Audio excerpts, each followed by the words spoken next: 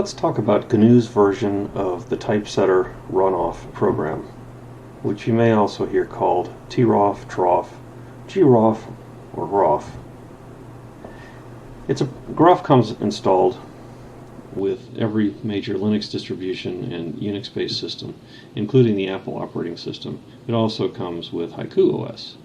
It's scriptable. It takes text. What it does is it takes text input and it reformats it.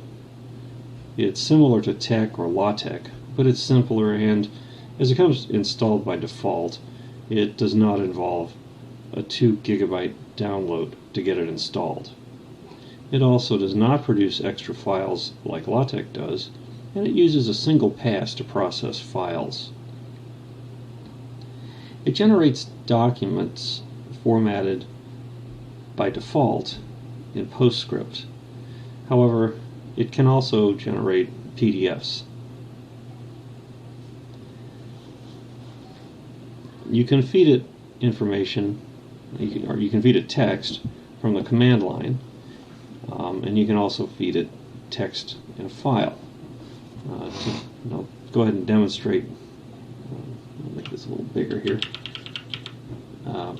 Command line use of it. So we'll go ahead and do echo, and we'll just send it the word hello, and send that through a pipe. And groff, and since there's no file that we're using, we'll go ahead and put a hyphen there to tell it to take the input from the pipe.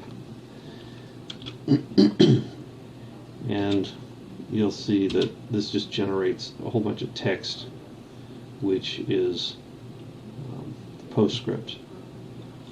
We'll clear the screen.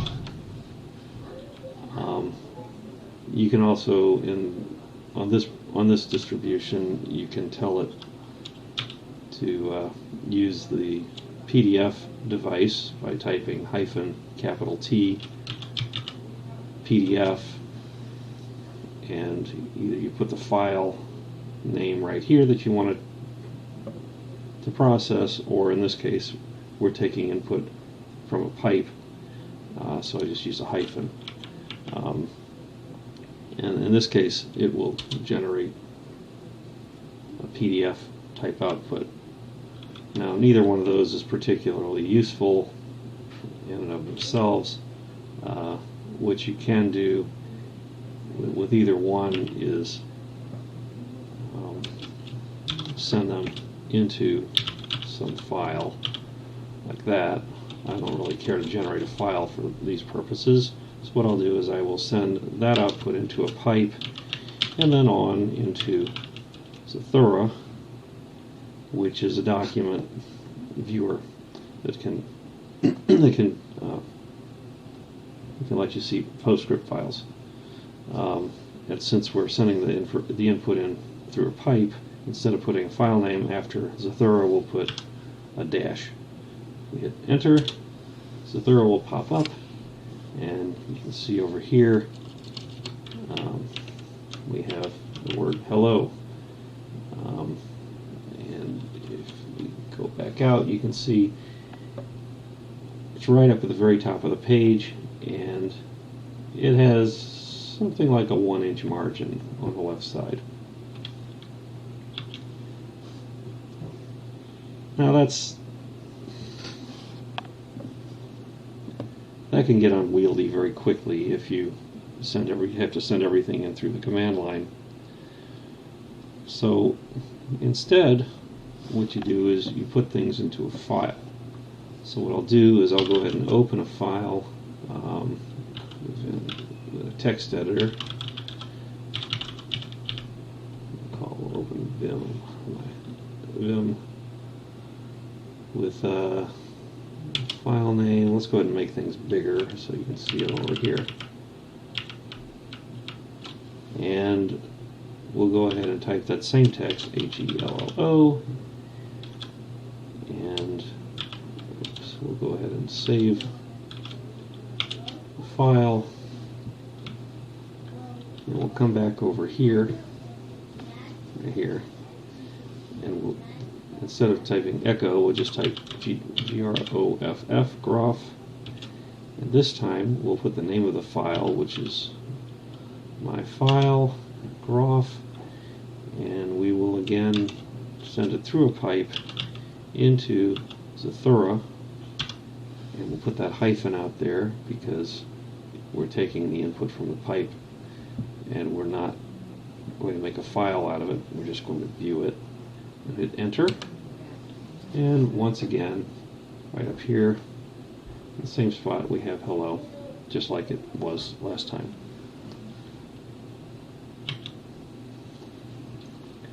Now we can go ahead and modify the file, and you can see I'm over here again.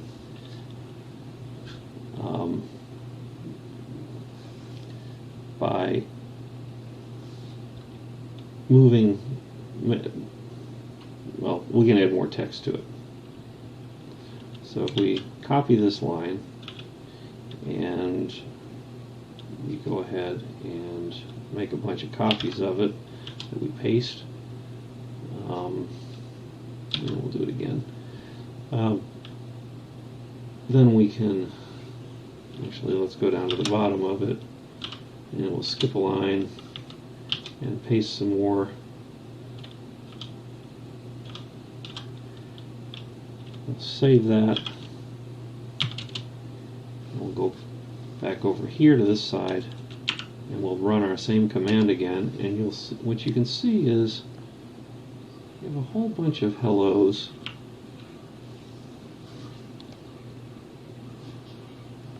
That's interesting. And a space in between.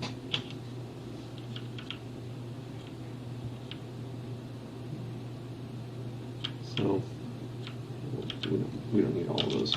We get rid of some of those. Okay.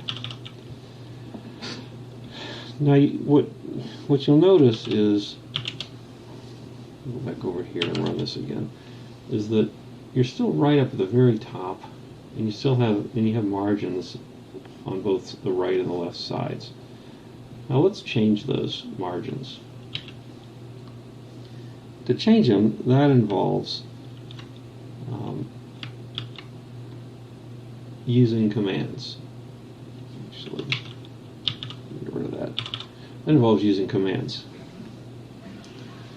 The way you do commands is with a period or an apostrophe. There are also inline commands that you can use that involve a backslash, but we're just going to focus on the period and apostrophe right now. If you use a period,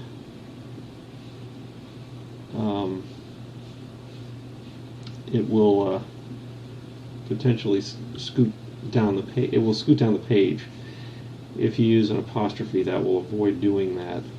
So we're going to go to the top, and we're going to insert a line. We'll put a period, and commands with periods and apostrophes have to come in the first column. So you can't have the word hello and then have a period here and then do a command. You would have to use an inline command to do that, and that would involve a backslash. So we're going to put a space here from down from the top of the page, so it's .sp, and then you tell it how far down you want to go. So we're going to scoot down 1 inch. The other thing we can do while we're in here is we can put another command in, and in this case we don't want to scoot down anymore, so rather than a period we'll use an apostrophe, and we'll go ahead and set the page offset, PO. And you can use a period right here instead of an apostrophe if you want. It's just that if you use the apostrophe, it won't scoot down another line. You won't get another line break. So the page offset is what the left margin is. So if we set the page offset, it was about around 1 inch last time. Let's move it closer to the edge of the page by making it 0.5 inches. And we'll go ahead and save this, and we'll rerun our command to look at it, and you can see we are now no longer at the very top of the page, and our margin is much more narrow here, and it's wider over here.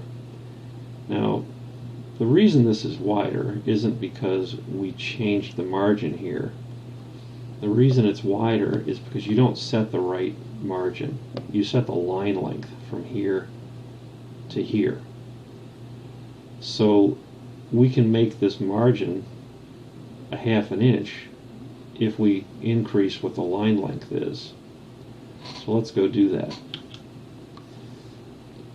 So if we go back into our text editor and we scoot down another line, we can either put a period or an apostrophe, and I'm not interested in having it scoot down anymore, so I'll use an apostrophe, and then I'll type LL for line length. And then the page is it's a letter size page, so it's 8½ inches across. We've already lost a ½ inch of that 8½ inches to the left margin. We want to take another ½ inch, so we're down to 8 inches, and we want to take another ½ inch off for the right margin.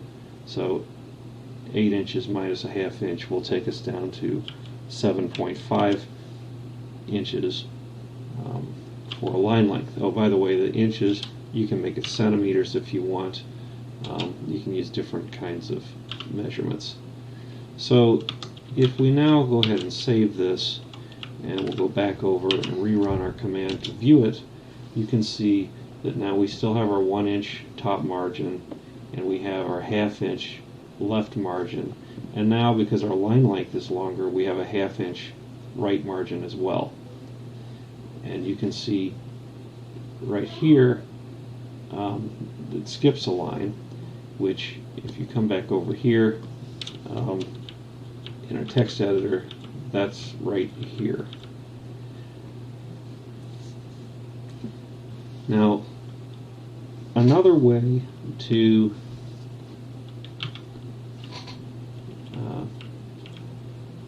to have a hard return, say we only want to have 1, 2, 3, 4 hellos, and then after that we want it to have a line break. So what we can do is we can put a command in to break the line without putting a space. So to do that, you do .br for break, and then we go ahead and save that. We go back over here, rerun our command, and if you look, we have 1, 2, 3, 4 hellos. We have our line break, and we're right down at the next line. We didn't skip and make a blank line before we started the next line down. Now that's the top and the bottom. You can also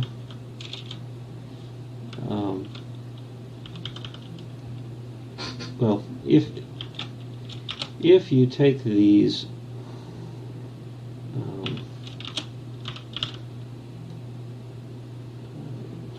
back up here. If you take all of this and copy it and paste it a few times, eventually what you're going to do is you're going to run into the bottom of the page. Let's see if this will do it or not. Not quite enough. We'll do that again.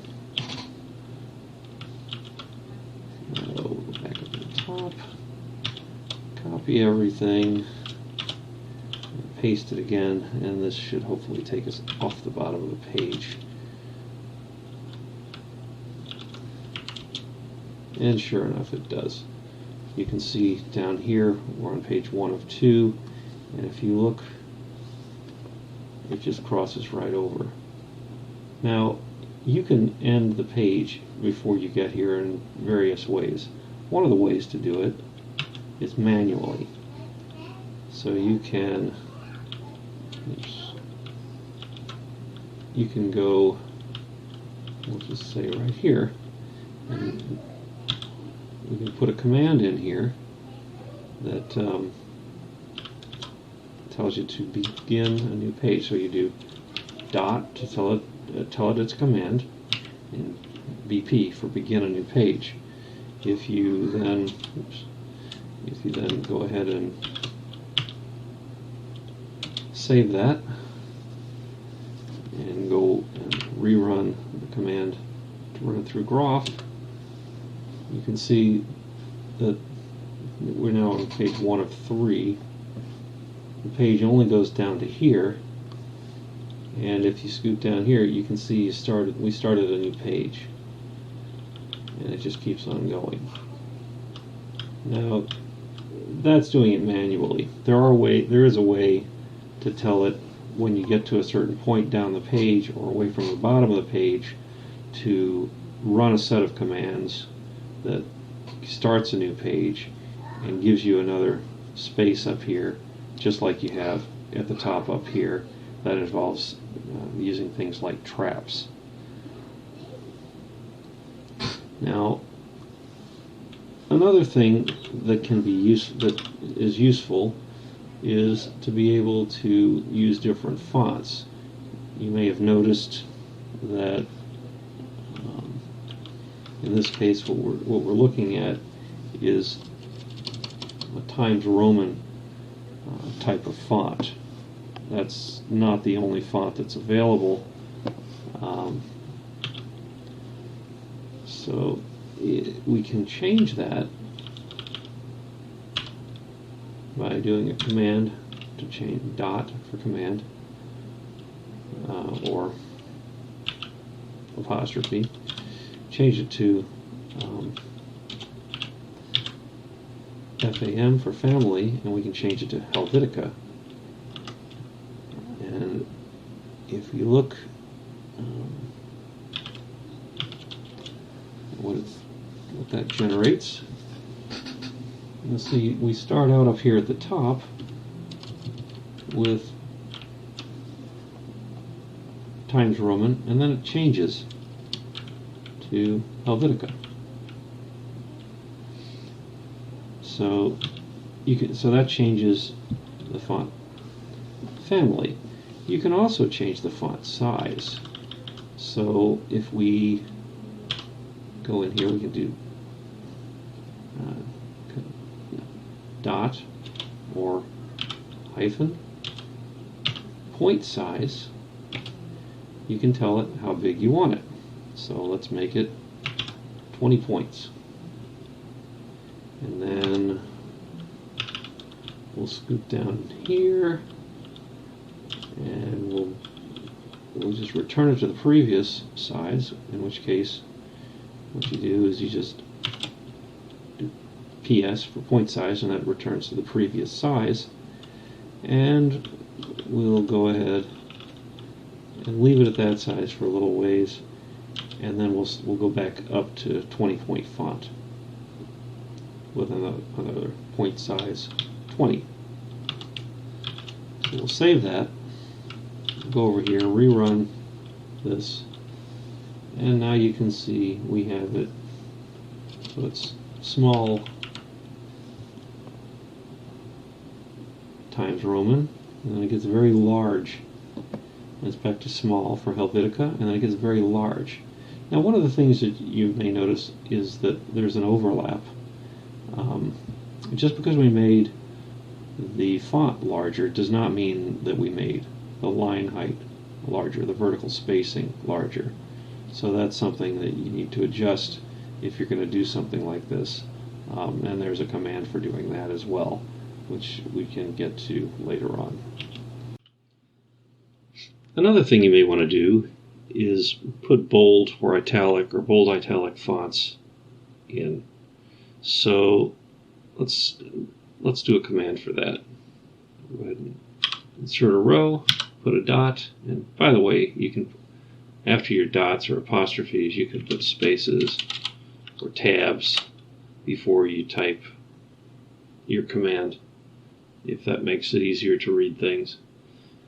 So after the dot, the command to change the font type is FT, and if you want to make it bold, type a B, and if you want to make it bold italic, a BI, or italic, you just type an I. We'll make ours bold though. And we'll go down here, we'll make 4 of these bold, and Then let's change it to italic. We'll make two more. We'll go down two more, and we'll make this one bold italic. And we'll go down a couple more, and we'll just go back to the regular face, which, by the way, would be R, but, well, yes, which is R. Actually, if I just put FT, it would have gone back to the italic. Let's take a look and see what this does.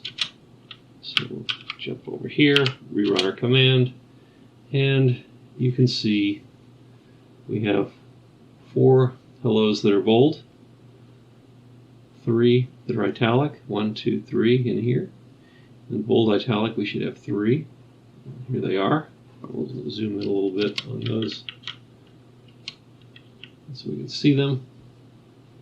And after those 3, then we're back to the Roman face for the rest of the hellos.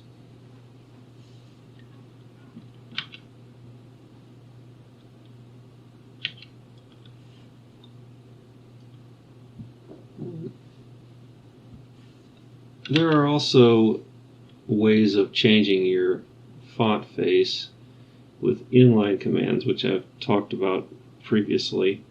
So we'll get rid of all these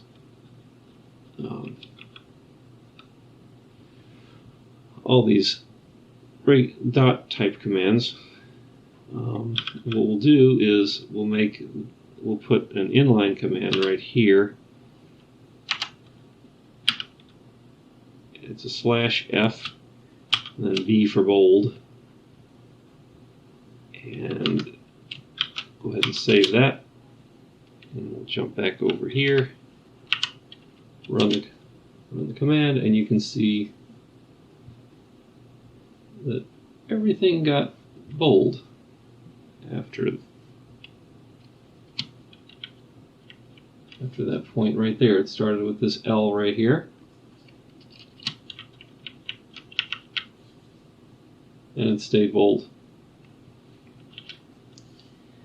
If you wanted to switch back, you just go, we'll make it start with this E. We'll change the font to regular again. Save it. We'll rerun our command, and we'll take a look in here, right in there.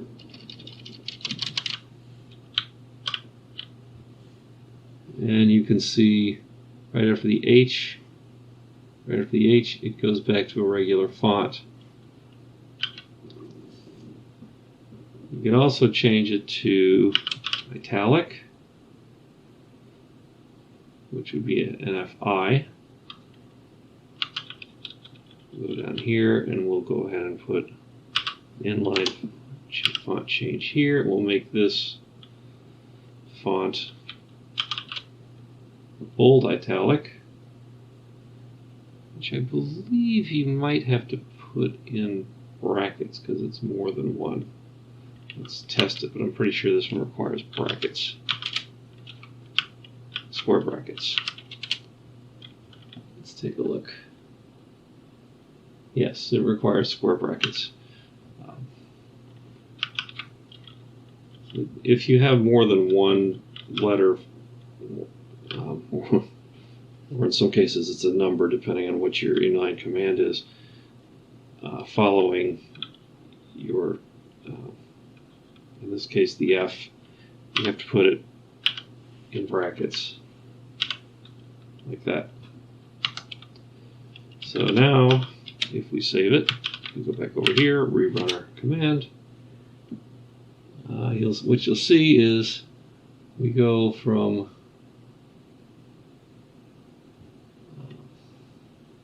bold, italic,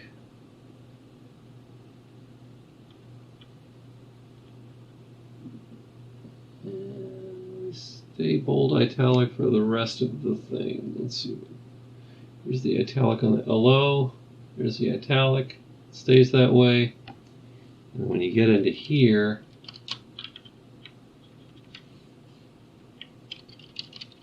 it's hard to see. There we go. It's a little easier to see now. When you get in here, you jump to bold italic, and it stays that way for the rest of the document. We can switch back to make it a little more obvious what's going on by, I'll go down a little bit, and right after the H, we'll go ahead and put, so that returns us back to the regular face. Save it, rerun our command, and you can see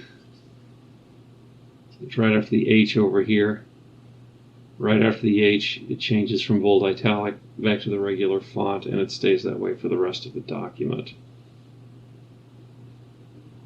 I think that should pretty well cover it for some of the base. Oh, there is one other thing I suppose we could talk about, and that is, we talked about font family Helvetica and font family Times Roman, but we also can do the font family Courier.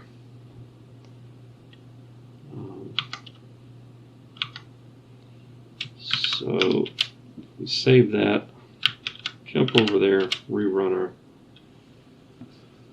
our script, our command. We'll look over here again. What you see is we start out with Times Roman. We go through the bold and italic and all that. Then we go to Helvetica. We go back to Times Roman with the T for Times Roman. And then we get to the C for Courier, and we stay in Courier for the rest of the document. So it's T for Times Roman, H for Helvetica, and C for Courier. So Times Roman is the default that we started on. We didn't have to say what that was. If we look at the top up here, we never specified what it was up here until we got down to the H for Helvetica, and then we went back to Times Roman, which we started with, and then C for Courier. Alright, I think that's enough for this video. We'll have to talk about how to add other fonts and things like that in later. Okay, have a good one. Bye.